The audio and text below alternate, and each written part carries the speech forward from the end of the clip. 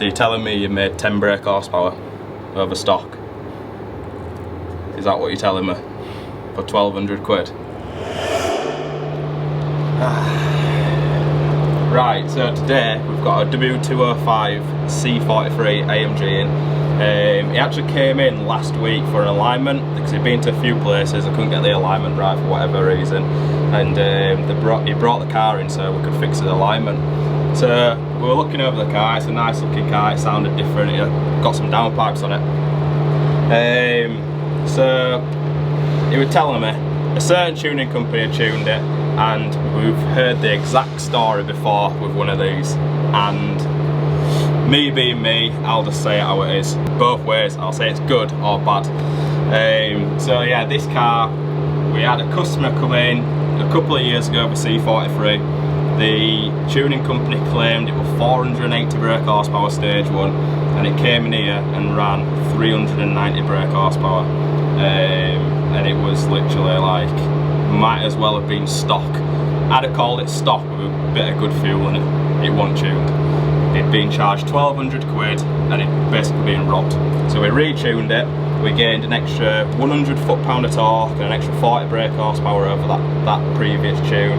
And he went back to him, quizzed him on it, and they said, we'll just give you your money back. They didn't even try and resolve the issue, which says to me, they're just robbing people.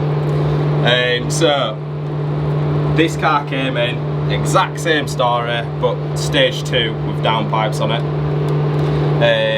The company have quoted 500 brake horsepower and 550 foot-pound of torque. So when he told me that, I just had to laugh. So the guy is a nice guy. He took it well, and he was like, "Well, can you stick it on dyno and run it?" And I'm like, "Yeah, that's fine. We'll run it on dyno. We'll data log it, and from the logs, it'll either be a good tune and I'll give you it back and you can be happy, or we'll log it. It won't make any power, and the logs will be it," which was always going to happen. So we run the car up.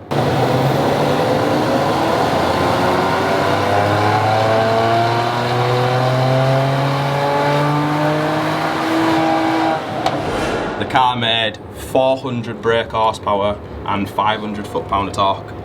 So this is a 2019 model, which it's the facelifted version. So this comes from factory with 390 brake horsepower. So you're telling me you made 10 brake horsepower over stock? Is that what you're telling me? For 1,200 quid?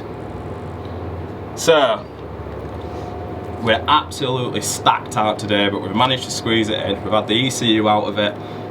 We've got a bench read. We've modified the current file because we don't have the stock file for this car, and we've just made something that'll work and make the power safely. So all the IAT limiters were all maxed out, so if the intake temps got hot, it'd still keep requesting the same power, whereas if intake temps get high, you want it to pull the power back to keep the engine safe.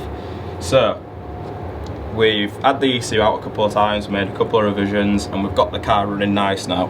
So we've finished on 540 foot-pound of torque and 430 brake horsepower.